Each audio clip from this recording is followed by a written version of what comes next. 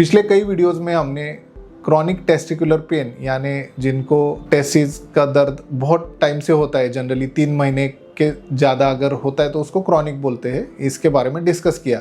इससे एक important cause है क्रॉनिक इपिडिडाइमाइटिस।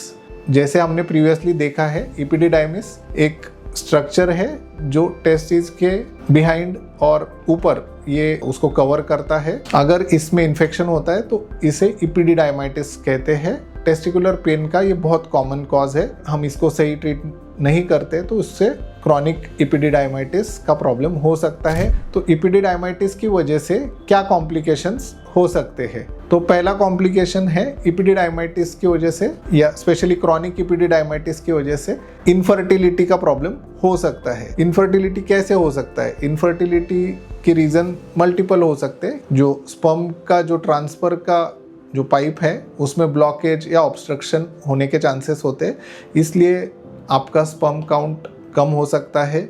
अगर दोनों साइड में इपिडिडाइमाइटिस है तो स्पर्म काउंट 0 होने का भी रिस्क होता है। दूसरा इंपॉर्टेंट कारण है इपिडिडाइमिस के इन्फेक्शन की वजह से फ्री रेडिकल इंजुरीज यानी स्पर्म जो हेल्दी स्पर्म्स है उनको डैमेज करने का वो काम करता है और स्पर्म काउंट या स्पर्म मोटिलिटी दोनों भी कम हो सकते हैं। तीसरा कारण है इन्फेक्शन अगर बहुत लंबे समय तक रहता है तो टेस्टिस का ब्लड फ्लो कम हो जाता है और टेस्टिस का साइज कम हो जाता है। इसको टेस्टिकुलर एट्रोफी बोलते हैं। टेस्टिस का साइज अगर छोटा है तो स्पर्म प्रोडक्शन कम होता है और उसकी वजह से इनफर्टिलिटी हो सकता है। क्रॉनिक इपिडिडाइमिस आपको क्रॉनिक पेन भी कर सकता है। बहुत से लोग अफेक्टेड है टेस्टिकुलर पेन से और वो सालों से सफ़र कर रहे हैं, उन्हें पता नहीं चल रहा है कि इसका कारण क्या है।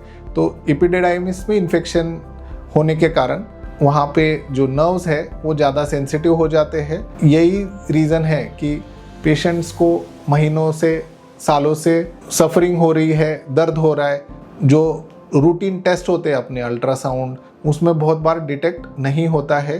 पेशेंट इस डॉक्टर से उस डॉक्टर तक बस घूमते रहता है, उसका सही इलाज या सही डायग्नोसिस नहीं हो पाता है। इपिडिडाइमाइटिस की वजह से अगर वो अनट्रीटेड है तो कुछ कॉम्प्लिकेशंस हो सकते हैं और उसका इम्पैक्ट बहुत सीवियर हो सकता है। पहला कॉम्प्लिकेशन है अगर इपिडिडाइमाइटिस आप ट्रीट नहीं करते हैं सही से, उसकी वजह से एब्सेस यानी पस फॉर्मेशन हो सकता है जिसे ऑपरेशन करके निकालने की ज़रूरत पड़ सकती है। हाइड्रोसील जैसे प्रॉब्लम जो कॉमन है वो हो सकते हैं। तीसरा कॉम्प्लिकेशन जो इपिडिडाइमाइटिस की वजह से होता है ये है इन्फेक्शन, यानी अगर बहुत सीवियर इन्फेक्शन जब होता है तो खून सप्लाई करने वाली नसें है वो ब्लॉक हो जाती है और उसकी वजह से अगर बहुत सीवियर प्रॉब्लम है तो टेस्टिस निकालने तक की बात आ जाती है।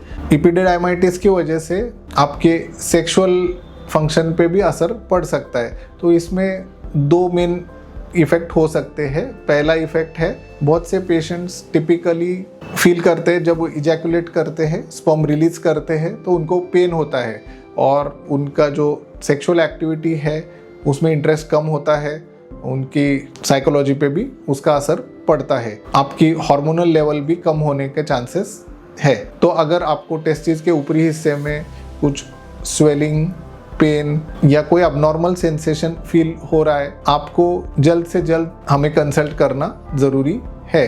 आप इपिडिडाइमाइटिस की वजह से होने वाले कॉम्प्लिकेशंस को कंट्रोल कर सकते हैं। जल्द से जल्द 4 to 6 वीक्स के ट्रीटमेंट के बाद आपका रूटीन लाइफ शुरू कर सकते हैं। अगर आप सेक्सुअल प्रॉब्लम से सफ़र कर रहे हैं तो नीचे दिए गए कमेंट बॉक्स में हमें लिखिए।